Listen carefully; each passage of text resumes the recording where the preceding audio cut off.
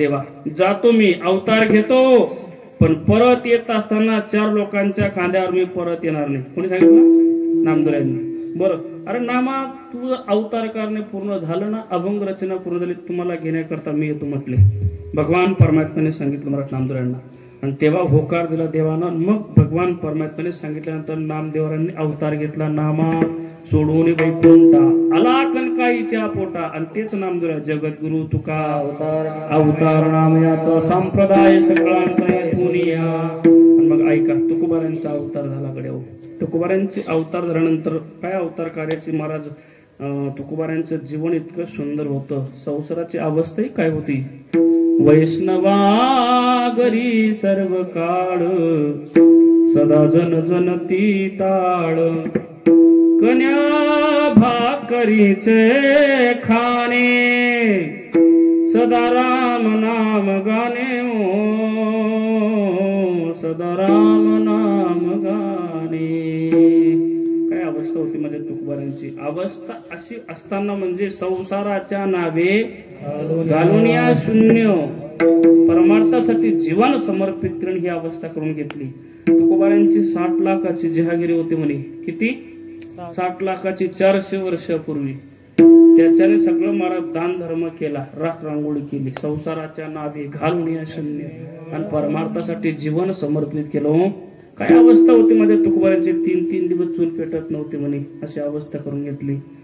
मला वाटतं तुकोबारांच्या संसाराचं वर्णन जिजामाऊलीने हे केले. ऐकले प्रमाण मी.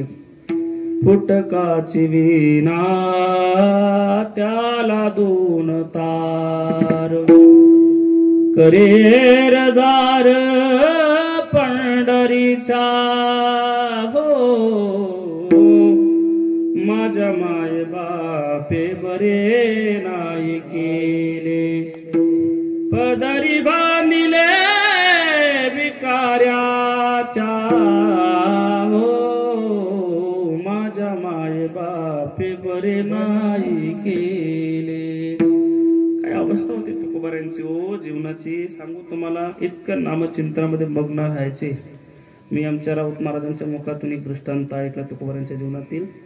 तुकोबारांच्या बापाचं श्राद्ध होतं म्हणे. श्राद्ध जेव घालायच्या आठवणी जिजामाऊलीने सांगितलं, मालक तुम्ही उठले की सुटले नामचिंतन करण्याकरता विना चिपळ्या घ्यावा निघाले डोंगरावरती. काही संसाराकडे लक्ष दिलं पाहिजे तुम्ही. हाय ना गावली माझं लक्ष. काय लक्ष म्हटले मला तुमचं. उद्या तुमच्या बापाचं श्राद्ध आहे, जेव घालायचं का नाही म्हटलं. मग माझ्या बापाने परमार्थ शिकवला ना मला, नामचिंतनाचं महात्म्य शिकवलं. जेव तर घातलंच पाहिजे. घरात धान्याचा दानाने ना मला कसं काय जेव घालावा आता श्राद्ध. काळजी नको करू आवली. मी शेतात जातो काहीतरी भाजीपाला आणतो म्हटले. आणि जा म्हटले मालक, लवकर जा लवकर या म्हटले. विनाने चिपल्या घेतल्या म्हणे. शेतात भाजीपाला घेण्याकरता गेले. ऐका रस्त्याने जात असताना एका शेतकऱ्याचं गहू कापणी चालू होतं बरं विजू दादा. त्या गहू कापणाऱ्या शेतकऱ्याने पाहिलं माझ्या तुकोबारांकडं. विचारलं, महाराज कुठे निघाले म्हटले. काही नाही, माझ्या बापाचं श्राद्ध जेव घालायचं काहीतरी भाजीपाला आणतो म्हटले. भाजीपालाचा नैवेद्य दाखवता श्राद्धला, नुसते टाळच कुटता का भजनच करता माहिती नाही तुम्हाला. आहे माहिती म्हटले, पण घरात परिस्थिती नाही ना. अहो काय परिस्थिती नाही म्हटले. आमची गहू कापणी चालू आहे. दिवसभर मजुराबरोबर दिवसभर गहू कापणी करू लागा. संध्याकाळची वेळ झाली की तुम्हाला गव्हाच्या 2 पेंड्या देतो म्हटले. शेतकऱ्याने सांगितलं. आता महाराजांचं काय देहीची विधी ही भोगू दशा. तिकडं माऊली वाट पाहते. विनाने चिपड्या ठेवल्या लागले महाराज गहू कापणी करता. आणि देवाला प्रार्थना केली की म्हटलं ही तूच व्यवस्था केली असली पाहिजे माझी.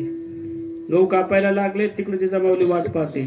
भगवान परमात्म्याने डोक्याला हात लावला. म्हटले हा बाबा प्रामाणिकपणे शब्द दिला कधीतरी.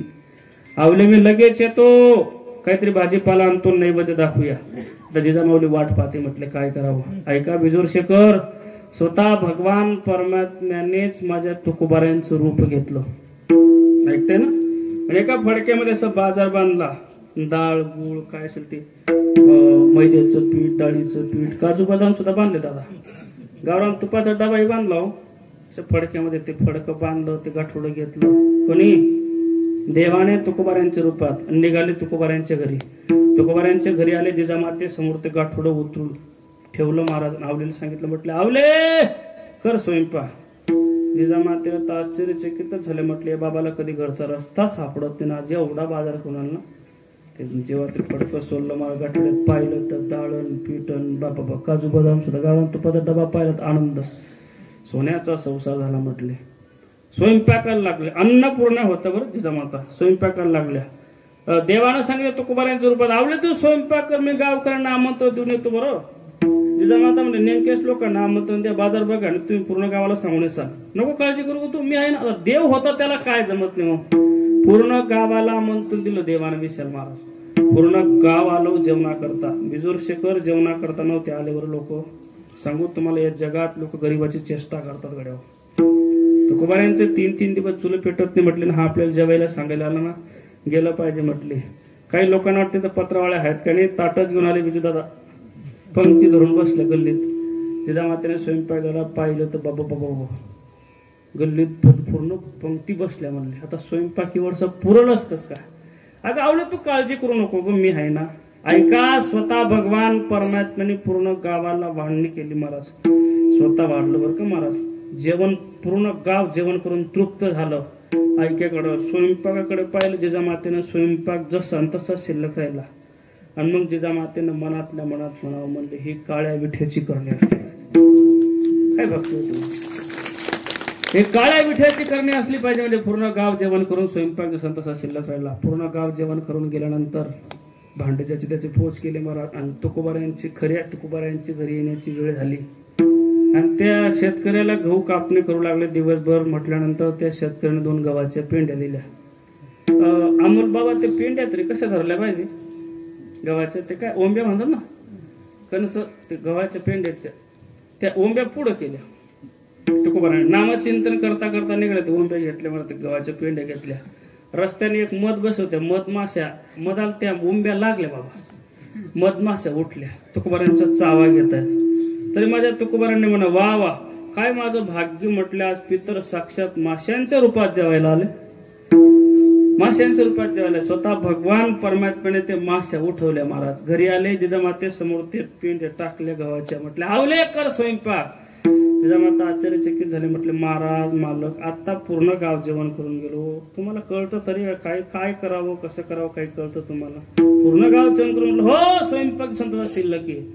आणि मग प्रार्थना केली की देवा तू माझ्यासाठी एवढं करू शकतो ना, मग आता पूर्ण गावाला जेवण घालू शकतो, तुला आता माझ्या बरोबर जेवण करावं लागेल. बिजूर शेखर संपूर्ण विश्वाचा मालक ताटाला ताट लावून जेवण करत होता. ही संसाराची श्रीमंती होती म्हणजे तुकोबारायांची. भगवान परमात्म्याने जेवायला बसावं महाराज. जेवायला बसल्यानंतर महाराज अशी भक्ती करावी, सतत नामचिंतन करावं. आणि तुकोबारायांना ज्या कार्यासाठी पाठवलं होतं अवतार घेतला तो दुसरा.